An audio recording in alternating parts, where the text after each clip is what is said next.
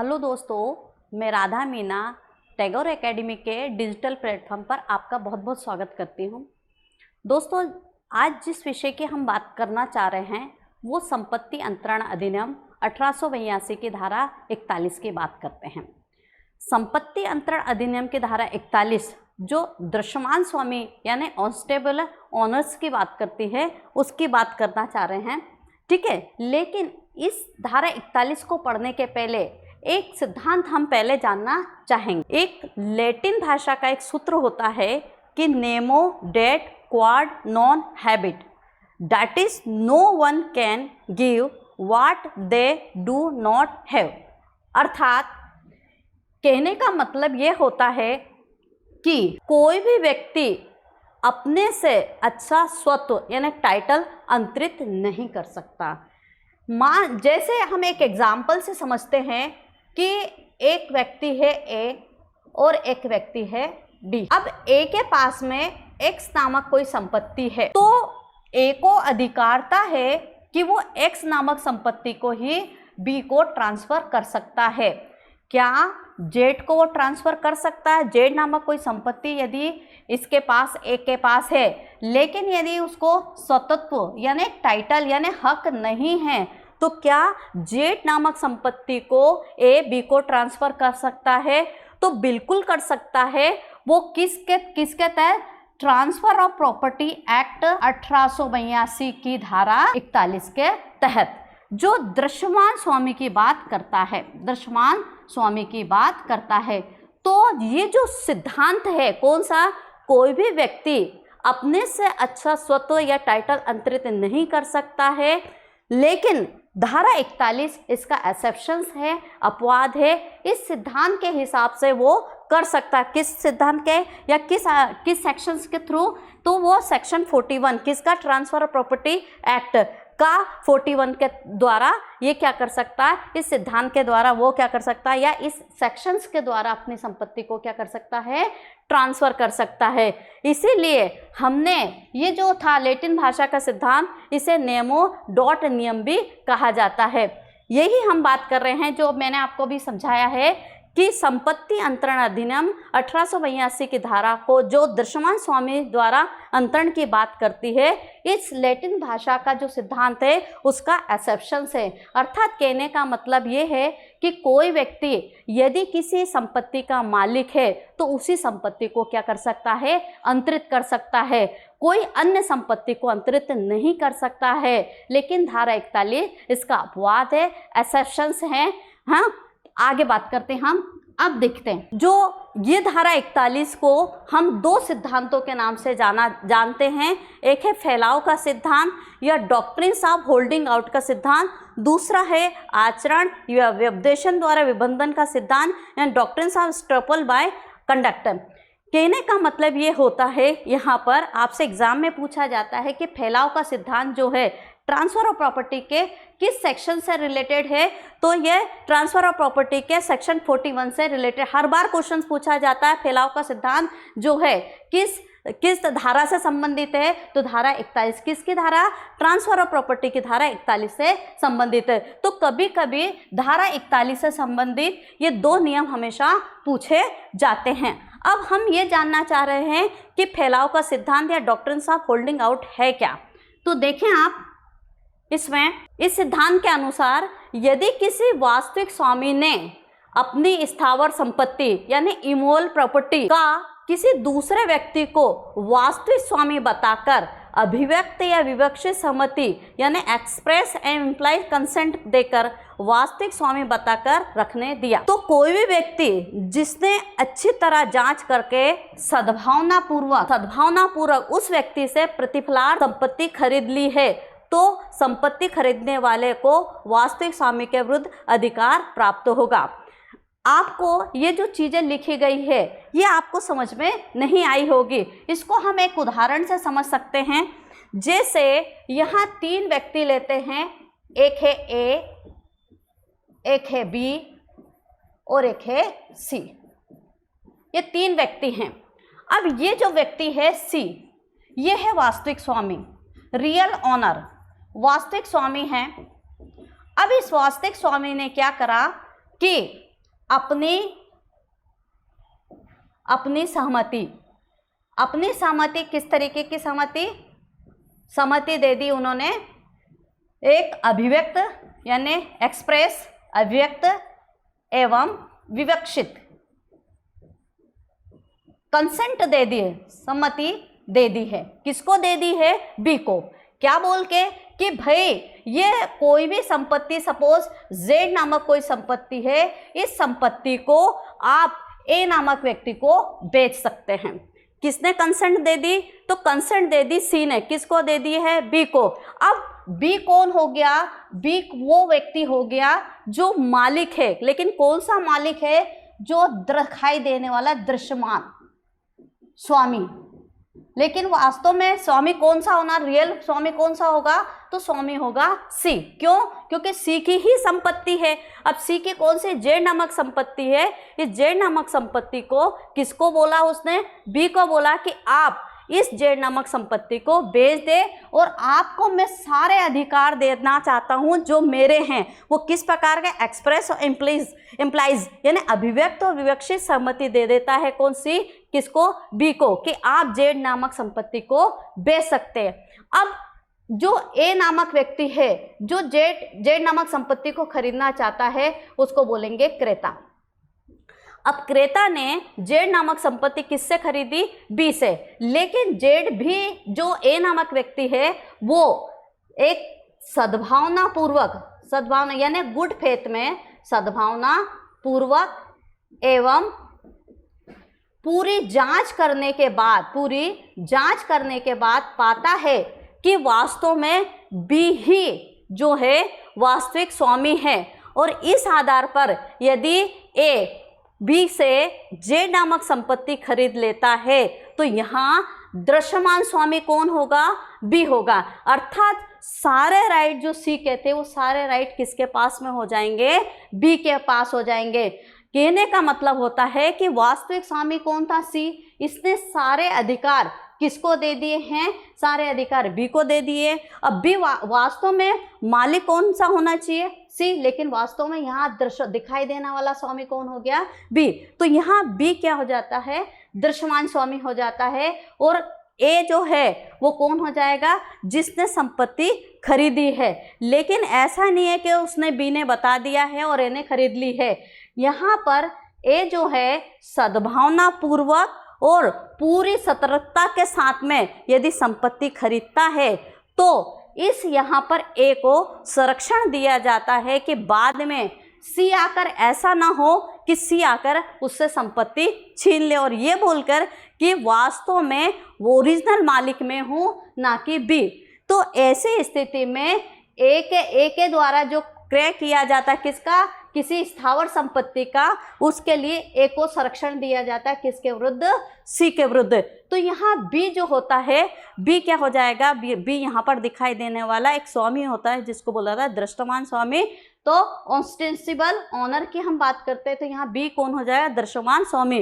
अर्थात सारे के सारे राइट्स किसको मिल जाते हैं? यहाँ पर बी को मिल जाएंगे। तो यही बोला है, इस धारा का सिद्धांत ये है कि यदि किसी वास्तविक स्वामी ने, कौन वास्तविक स्वामी? सी, अपनी स्थावर संपत्ति यानी इमूवेबल प्रॉपर्टी को किसी दूसरे व्यक्ति, कौन है दूसरे व्यक्ति को? कौन हो गया? बी को वास्तविक स्वामी बताकर अभिव्यक्त या विवक्षित सहमति देकर वास्तविक स्वामी बता रखने के लिए बोल दिया। यानी यहाँ पर बी को क्या बोल दिया कि आप इस संपत्ति को रख सकते हैं। तब कोई भी व्यक्ति जिसने अच्छी तरह जांच, कौन बात कर रहे हैं हम? ए की। ए वो व्यक्ति है जिसने अच्छी तरह जांच करके गुड फेथ में लिखा, reasonable care and good faith की हम बात करते हैं, तो उस व्यक्ति से प्रतिफलार्थ, याद रखना, कंसिडरेशन के साथ यानी प्रतिफल के साथ में, यानी आपको कुछ पैसा देकर संपत्ति उसने खरीदी। किसने? ए ने। ए ने क्या करा? कुछ पैसा देकर, जो संपत्ति की वैल्यू है, संपत्ति का मूल्य, उतना पैसा देकर उसने क्या करा? उस संपत्ति को खरीद, कंसिडरेशन के साथ संपत्ति खरीद ली।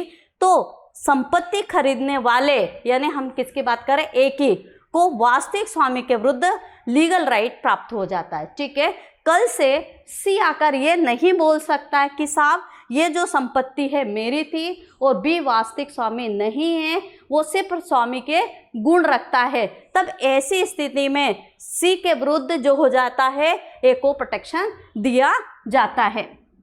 आगे देखें, ये जो एग्जाम्पल की हम बात कर रहे थे कि ए कोई व्यक्ति है, बी है, सी है, तो देख रहे हैं आप यहाँ पर कि जो सी जो है एक वास्तविक स्वामी हो गया, अभिव्यक्त विवक्षित सहमति दे दी। यहाँ क्रेता कौन हो गया, या जो देखिए रियल ऑनर और अपरेंट ऑनर यानी सेलर हो गया कौन, बी। तब ऐसी स्थिति में यहाँ पर बी ने वो संपत्ति किसको भेज दी, ए को, किसके कंसेंट्रेशन के साथ में, प्रतिफल के साथ में संपत्ति को ट्रांसफर कर दिया है। तब सी को शून्यकरणी करने का यानी वॉइडेबल अधिकार, सी को क्या हो जाएगा कि ये संपत्ति मेरी है और बी को राइट नहीं था, इसलिए इस प्रकार की संपत्ति को शून्यकरणी कर दिया जाए, वॉइडेबल कर दिया जाए, ऐसा अधिकार नहीं रहेगा। और यहाँ ए ने युक्ति सावधानी बरतने के बाद में सद्भावनापूर्वक संपत्ति को खरीद लिया, तब बी द्वारा किया गया अंतरण शून्यकरणी नहीं है, अर्थात यहाँ पर जो बी ने अंतरण किया है वो मान्य होता है। ये नहीं बोल सकते हैं कि बी ने इसको जो गलत तरीके से किया है और इसको राइट नहीं था, इसीलिए बी द्वारा किया गया अंतरण या वॉइडेबल नहीं होगा। अब क्वेश्चन आपसे एग्जाम्स में पूछा जाता है कि बर्डन ऑफ प्रूफ किसके ऊपर है, तो याद रखिए बर्डन ऑफ प्रूफ होता है ए के ऊपर। ए के ऊपर बर्डन ऑफ प्रूफ है, वो ये बोलेगा कि मैंने पूरी जांच करने के बाद में गुड फेथ में रीजनेबल केयर करके मैंने ये प्रॉपर्टी किससे खरीदी है, बी से खरीदी है। इसलिए हमेशा याद रखना क्वेश्चन पूछा जाता है कि ऐसी स्थिति में दृश्यमान स्वामी में बर्डन ऑफ प्रूफ यानी सबूत का भार किसके होता है, तो सबूत का भार होगा ए पर, जिसने वो संपत्ति को खरीदा है। अब ये जो था, ये जो इस प्रकार की चीज़ थी कि दृश्यमान स्वामी के बारे में जब सबसे पहला जो केस की हम बात कर रहे हैं वो था सैयद अब्दुल कादिर वर्सेस रामा रेड्डी का। तो दृश्यमान स्वामी के संबंध में जो केस आया था कि दृश्यमान स्वामी कौन होगा, तो इसके संदर्भ में केस आया था सैयद अब्दुल कादिर वर्सेस रामा रेड्डी का केस आया था। आगे देखें, अब यहाँ देखें मैंने अभी आपको बताया कि यहाँ बी कौन हो जाएगा, दृश्यमान स्वामी होगा, ऑस्टेंसिबल ऑनर होता है। अब दृश्यमान स्वामी मैंने अभी क्या परिभाषा बताई कि दृश्यमान स्वामी वह है जिसमें स्वामी के सारे लक्षण मौजूद होते हैं परंतु वास्तविक स्वामी नहीं होता। कारण क्योंकि वास्तविक स्वामी ने अपनी सहमति दी थी, कैसे, अभिव्यक्त और विवक्षित रूप से, कि आप सारे राइट्स जो मेरे हैं वो आप लें और आप संपत्ति को ट्रांसफर कर सकते हैं। तो यहाँ पर क्या होता है, दृश्यमान स्वामी कौन हो गया, बी, लेकिन वास्तविक स्वामी नहीं होता। वास्तविक स्वामी यहाँ पर कौन है, सी, और यहाँ बी कौन हो जाएगा, दृश्यमान स्वामी दिखाई देने वाला कौन होता है, बी। तो इसीलिए लिखा है कि दृश्यमान स्वामी वह है जिसमें स्वामी के सारे लक्षण मौजूद होता परंतु वो वास्तविक स्वामी नहीं होता है। आगे देखें, वास्तव में दृश्यमान स्वामी पर उस संपत्ति के स्वामित्व का खोल चढ़ा दिया जाता है। जैसे अभी अब हम बात कर रहे थे कि ये बी कौन हो जाएगा, बी वो व्यक्ति होता है जिसको सी ने क्या करा था, एक सहमति दी थी, कंसेंट दिया था। कैसा कंसेंट दिया था, अभिव्यक्त और विवक्षित रूप से, अभिव्यक्त एवं विवक्षित रूप से कंसेंट दिया था कि आप ए को क्या कर सकते हैं, ए को संपत्ति को ट्रांसफर कर सकते हैं। तो अब आप देख रहे हैं कि सी की खोल ओढ़ के कौन बैठा हुआ है, बी। तो यहाँ यही बता रहे हैं कि वास्तव में दृश्यमान स्वामी पर उस संपत्ति के स्वामित्व का खोल चढ़ा। किसके स्वामित्व का खोल चढ़ा है, सी के स्वामित्व का खोल किस पर चढ़ा है, बी पर चढ़ा है। जैसे अपन बोलते हैं, जैसे सियार शेर की खाल चढ़ाकर शेर नहीं बन सकता है, उसी प्रकार दृश्यमान स्वामी वास्तविक स्वामी यानी रियल ऑनर नहीं बन सकता। कहने का मतलब है कि सी ने सिर्फ और सिर्फ राइट दिए हैं, लेकिन वास्तव में रियल ऑनर कौन है, सी है। यहाँ से वो ऑस्टेंसिबल ऑनर हो जाता है कौन, बी। यानी दृश्यमान स्वामी कौन होगा, बी, लेकिन वास्तविक स्वामी कौन होगा, यहाँ पर सी ही होगा। आगे देखें हम, अब मुद्दा आता है कि दृश्यमान स्वामी की पहचान कैसे करेंगे। भाई हमने तो बोल दिया है कि भाई ये जो है बी कौन है, दृश्यमान स्वामी हैं, और सारे अधिकार सी ने दे दिए हैं, तो हम पहचानेंगे कैसे कि दृश्यमान स्वामी कौन है।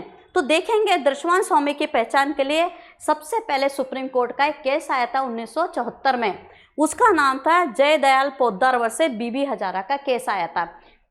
तो क्वेश्चन समझने की कोशिश करिए, क्या बोल रहे हैं कि दृश्यमान स्वामी की पहचान कैसे की जाएगी। तो बोले कि उसमें एक डिसीजन आया था, एक निर्णय आया था सुप्रीम कोर्ट के द्वारा 1974 में, उसका नाम था जयदयाल पोद्दार वर्सेस बीबी हजारा का केस आया था। इस केस के माध्यम से इस प्रश्न का निर्धारण किया गया कि दृश्यमान स्वामी कौन होगा। तो यहाँ पर उन्होंने कुछ शर्तें, कुछ कंडीशन बताई है कि यदि ये 6-7 कंडीशन है या शर्तें हैं जो दृश्यमान स्वामी में हैं, तो वो आप उसको क्या बोल सकते हैं, उसको ऐसी स्थिति पर हम दृश्यमान स्वामी मान सकते हैं। तो 6 स्थितियां क्या हैं देखें। एक तो क्रय धन का सोर्स क्या है, जो क्रय धन क्या गलत तरीके से तो उसके पास में नहीं है, यदि उसके पास में सही तरीके से पैसा है। दूसरी बात, जो वास्तविक स्वामी है उसने क्या अभिव्यक्त विवक्षित रूप से सम्मति दे दी है कि ये जो पैसा है वो आपका, जो भी आपके पास में पैसा आया है वो गलत तरीके से तो नहीं आया है। तो इसकी बात करें तो क्रय धन का सोर्स क्या है, कब्जे का, पोजीशन का नेचर किस प्रकार का है, कब्जे का स्वभाव गलत तरीके से पोजीशन तो लेके नहीं बैठा है, तो कब्जे का स्वभाव क्या, पक्षकार स्वामियों का संबंध कैसा, जो पार्टीज हैं या ऑनर हैं उनके रिलेशन किस तरीके से हैं। अगला आप देखेंगे स्वतंत्र विलेख की कस्टडी, यानी हम बात करते हैं टाइटल जो डीड होती है, टाइटल डीड की कस्टडी किसके पास में है। अगला है संपत्ति के साथ पक्षकारों का आचरण या नियंत्रण या विनिमय, यानी जो पार्टियां हैं उसका संपत्ति का कंडक्ट किसका, कंट्रोल कैसा है और एक्सचेंज किस प्रकार से किया जा रहा है। ये यदि 6-7 कंडीशन या 6-7 शर्तें यदि किसी व्यक्ति में पाई जाती है तो अपन उसको क्या मान सकते हैं, दृश्यमान स्वामी मान सकते हैं। तो आप देख रहे हैं यदि 6 या 7, 5-6 कंडीशन, ये 1, 2, 3 इस प्रकार के कोई भी चीज़ें आ जाती हैं, तब ऐसी स्थिति में हम क्या बोल सकते हैं कि ये दृश्यमान स्वामी होगा। आगे देखेंगे, इसके अलावा जो हमने बात की जयदयाल पोद्दार वर्सेस बीबी हजारा के केस के अलावा भी जो है दृश्यमान स्वामी से संबंधित कुछ अन्य केसेस भी आते हैं जो इस प्रकार है। देख रहे हैं आप, एक राजकुमार कुंडी वर्सेस मैकविन का केस है, एक नंद किशोर मेहता वर्सेस सुशील मेहता का केस है, एक मोहम्मद सुलेमान वर्सेस सकीना बीबी का केस है, एक लक्ष्मण वर्सेस कालीचरण का केस है। अब ट्रांसफर ऑफ प्रॉपर्टी एक्ट के अंतर्गत कभी कभी क्या होता है कि केस सामने दे दिया जाता है और सेक्शंस दे दिए जाते हैं और पूछा जाता है कि ये केस किस सेक्शन से रिलेटेड है, तो जोड़ियां बनाई है। तो कभी कभी कुछ केस लॉ ऐसे होते हैं जो जोड़ियां बनाने के लिए दे दिए जाते हैं। तो जैसे ये राजकुमार कुंडी वर्सेस मैकविन का केस दे दिया और ये बोल दिया है कि ये जो केस है किस ट्रांसफर ऑफ प्रॉपर्टी के किस एक्ट, किस धारा से संबंधित है, तो ये आपको मालूम होना चाहिए। अब देख रहे हैं, ये सारी चीज देने के बाद इन सभी वादों में दृश्यमान स्वामी की स्थिति का वर्णन किया गया है। किंतु यहाँ पर ये बात कर रहे हैं कि दृश्यमान स्वामी का टाइम ड्यूरेशन कितना होना चाहिए। मुद्दा आता है कि जो दृश्यमान स्वामी कितने समय तक अपने पास में संपत्ति को रख सकता है या दृश्यमान स्वामी कितने समय तक उसको आगे होल्ड कर सकता है। तो याद रखिए, दृश्यमान स्वामी के लिए अल्पकाल का ऑनरशिप नहीं होना चाहिए, यानी दृश्यमान स्वामी कुछ समय के लिए ही मालिक नहीं होना चाहिए, बाकी लंबे समय के लिए होना चाहिए। तो याद रखिए, एक अन्य शर्त है दृश्यमान स्वामी की कि स्वामी हमेशा दीर्घ समय के लिए यानी लॉन्ग ड्यूरेशंस के लिए होना चाहिए, ना कि शॉर्ट ड्यूरेशंस की बात कर रहे हैं। तो ये लिखा, किंतु दृश्यमान स्वामी अल्पकाल के लिए नियुक्त नहीं होना चाहिए। जैसे उदाहरण, किसी भूमि का मैनेजर की अपन बात करें, प्रबंधक की बात करते हैं, तो ये शॉर्ट टाइम के लिए यदि किसी व्यक्ति को नियुक्त कर दिया जाता है तो वो क्या कहलाएगा, वो हम दृश्यमान स्वामी के अंतर्गत उसको नहीं रखेंगे। अब क्वेश्चन आता है कि जो है दृश्यमान स्वामी किन किन चीज़ों पर लागू किया जा सकता है या धारा 41 किन पर लागू कर सकते हैं।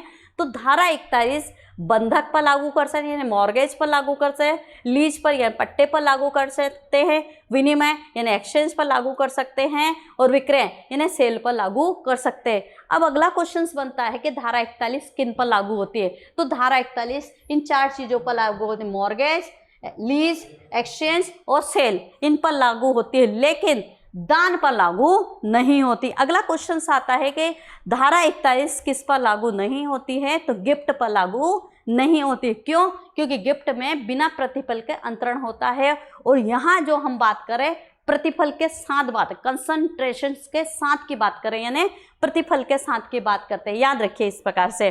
तो आगे बात करते हैं फैलाव का सिद्धांत, यानी डॉक्ट्रिन्स ऑफ होल्डिंग आउट का सिद्धांत किन पर लागू नहीं होता है? तो आप देखेंगे ये एक है विचाराधीनवाद पर, यानी लिस पेंडेंस की बात करें, इस पर लागू नहीं होता है। अभी हमने बात की थी कि किन पर लागू होता है, तो हमने बात की थी बंधक पर लागू होता है, पट्टे पर लागू होता है, विनिमय पर लागू होता है, विक्रय पर लागू होता है, लेकिन दान पर लागू नहीं होता है। इसी प्रकार धारा 41 विचाराधीनवाद पर भी लागू नहीं होता है, यानी लेस पेंडेंस के सिद्धांत जो धारा ट्रांसफर ऑफ प्रॉपर्टी की धारा 52 की बात कर रहा है, इस पर लागू नहीं होता है। ये बोलता है कि यदि किसी संपत्ति का अंतरण उस समय ऐसे पक्ष ने किया है जिनके बीच में उसी संपत्ति के विषय में मुकदमा चल रहा हो, तो ऐसी स्थिति में लागू नहीं होगा।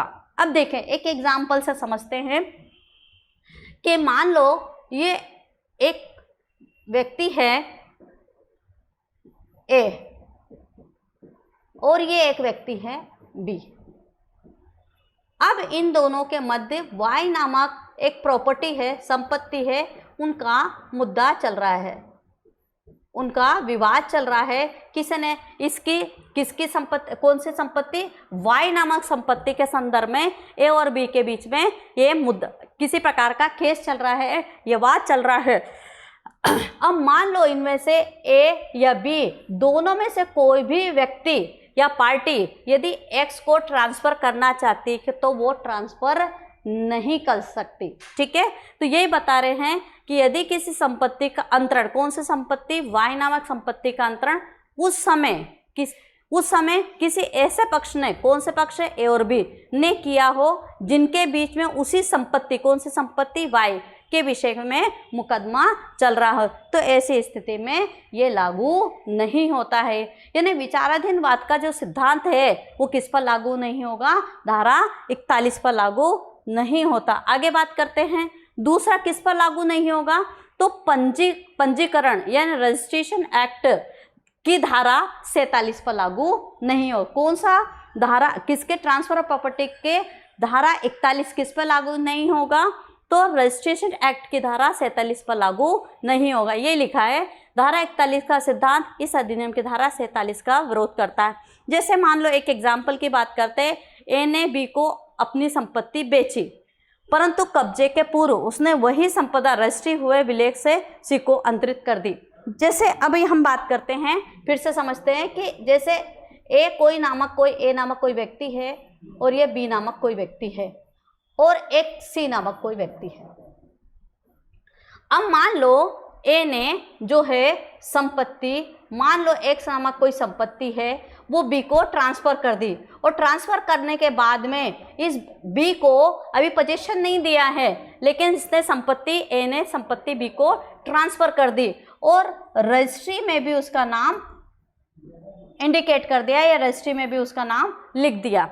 अब होता क्या है कि अभी पोजीशन बी को नहीं दिया है, इसके बाद इसने ए ने उठाकर इसी संपत्ति को सी के नाम रजिस्ट्री करवा देता है। ए ने सी के नाम में रजिस्ट्री करवा देता है। ये लिखा है यहाँ पर कि कब्जे के पूर्व उसने वही संपदा रजिस्ट्री हुए विलेख सी को अंतरित कर देता है। तब ऐसी स्थिति में सी को राइट नहीं है कि बी को जो है, किसकी बात कर रहा है? सी को अधिकारता नहीं है कि बी को जो एक्स नामक संपत्ति है उसका कब्जा ना दे, बल्कि जो मालिक होगा, जो संपत्ति होगी वो किसकी होगी? बी को होगी, ना कि सी को। सी को रोक दिया जाएगा कि भाई रजिस्ट्री किसके नाम पर हो गई है? बी के नाम पर हो गई और बी ही वास्तविक स्वामी है। आगे देखें, इसी की हम बात करें तो देखें बी का नाम भी पंजीकृत कर दिया जाता है और सी को अधिकारता नहीं है कि वह इस आशय का दावा कर सके कि ए दृश्यमान स्वामी था, ताकि बी का दावा धारा 41 के अंतर्गत रोका जा सके। अर्थात कहने का मतलब ये होता है कि यहाँ बी को संरक्षण दिया जाएगा। और ये नहीं बोल सकते कि ए तो दृश्यमान स्वामी था, वास्तविक स्वामी कोई और है, और ऐसी स्थिति में यहाँ पर किसको रोक दिया जाएगा, सी को रोक दिया जाएगा, और बी को जो जिस संपत्ति उसको मिलना चाहिए वो संपत्ति उसको मिल जाएगी। तीसरा इसका अपवाद है बिना प्रतिफल के अंतरण। भाई अभी हमने बोला था कि जब तक प्रतिफल के साथ अंतरण नहीं होता है तब तक 41 लागू नहीं होगा, तो बिना प्रतिफल के अंतरण तो लागू हो ही नहीं सकता। ठीक है, आगे देखते हैं। आगे देखें, अब बेनामी संपत्ति को भी यहाँ पर क्या कर दिया जाता है, प्रोटेक्शन दिया जाता है। याद रखें, बेनामी संपत्ति को भी यहाँ पर प्रोटेक्शन दिया जाता है। देखें यहाँ पर धारा 41 बेनामी संवर्ग अधिनियम 1988 को संरक्षण देना यानी प्रोटेक्शन देती है। इस अधिनियम ने अब बेनामी मालिक को ही समस्त अधिकार दिया गया है। इसका परिणाम यह हुआ कि अब असली स्वामी ऐसी संपत्ति को वापस अपने नाम करने के लिए कोई वाद नहीं ला सकता है। जैसे देखिए, मान लो ए नामक कोई व्यक्ति है और ये असली स्वामी है। अब इसने क्या करा, बी नामक जो व्यक्ति है उसके नाम पर संपत्ति को क्या कर दिया है, संपत्ति खरीदी। किसके नाम पर खरीदी, बी नामक व्यक्ति के नाम पर संपत्ति को खरीदा है। अब जो बेनामी किसके नाम, बेनामी संपत्ति किसके नाम पर हो गई है, बी के नाम पर हो गई है। तब ऐसी स्थिति में असली स्वामी कौन है, ए। तो ए आके ये नहीं बोल सकता है कि वास्तविक स्वामी तो मैं हूँ, और ये जो व्यक्ति है इसकी तो मात्र मैंने इसके नाम पर संपत्ति खरीदी, बाकी सारे अधिकार क्या है मेरे पास में। तब इसमें ऐसी स्थिति में ए को मना कर दिया जाता है और यहाँ बी को संरक्षण दिया जाता है कि संपत्ति आपकी होगी और ए किसी प्रकार से आपके अधिकारों में इंटरफेयर नहीं कर सकता। ये लिखा है यहाँ पर कि इस अधिनियम ने अब बेनामी मालिक कौन हो गया, यहाँ बी हो गया, तो बेनामी मालिक को ही समस्त अधिकार दे दिए गए हैं। इसका परिणाम यह हुआ कि अब असली मालिक यहाँ कौन हुआ, ए। असली स्वामी ऐसी संपत्ति को वापस अपने नाम कराने के लिए कोई वाद नहीं ला सकता है। अर्थात ये नहीं बोल सकता कि असली मालिक मैं हूँ, कौन, ए, और बी जो है असली मालिक नहीं है, मैंने तो सिर्फ उसके नाम पर रजिस्ट्री कर दिया या मैंने इस प्रकार से उसको सारे अधिकार दे दिए गए हैं। तब वास्तव में जो ओरिजिनल मालिक यहाँ पर होगा, बेनामी मालिक कौन हो जाएगा यहाँ पर, बी। आगे और बात करते हैं। इसके अलावा भी धारा 41 के कुछ और भी अपवाद है, एक्सेप्शंस है। पहला कि माइनर के मामले में ये लागू नहीं होता है, अर्थात अवयस्क के मामले में ये लागू नहीं होता है। दूसरा, एजेंट, न्यासी यानी एजेंट हो गया, न्यासी हो गया यानी ट्रस्टी हो गया, सर्वेंट हो गया या गार्जियंस हो गया, उन पर यह लागू नहीं होता है। इसके साथ साथ ही ये चल संपत्ति, मैंने पहले बोला है कि दृश्यमान स्वामी अचल संपत्ति के मामले में लागू होता है, ना कि चल संपत्ति। अर्थात ये चल संपत्ति पर भी लागू नहीं होता है, यानी मूवेबल प्रॉपर्टी पर भी लागू नहीं होता है। साथ ही साथ नीलामी यानी ऑकेशंस द्वारा जो विक्रय किया जाता है, यानी नीलामी द्वारा विक्रय किए जाते, उन पर भी लागू नहीं होता है, और न्यायालय द्वारा विक्रय के मामले में ये लागू नहीं होता है। इस प्रकार से कभी कभी ये भी क्वेश्चंस पूछे जाते हैं कि धारा 41 के अपवाद बताइए। तो धारा 41 के ये 5 अपवाद, माइनर के मामले में, एजेंट के मामले में, ट्रस्टी के मामले, सर्वेंट के मामले, गार्जियंस के मामले में, मूवेबल प्रॉपर्टी के मामले में, या नीलामी द्वारा विक्रय कर रहे हैं या न्यायालय द्वारा विक्रय किए जाते हैं। इस प्रकार से ये जो हैं इसके अपवाद दिए गए हैं। तो इस प्रकार से आपने देखा, हमने धारा 41 को बहुत आसान भाषा में समझने की कोशिश की है। यदि आपको ये वीडियो पसंद आया है तो इसको लाइक करें, शेयर करें और हो सके तो इसको सब्सक्राइब करें। धन्यवाद।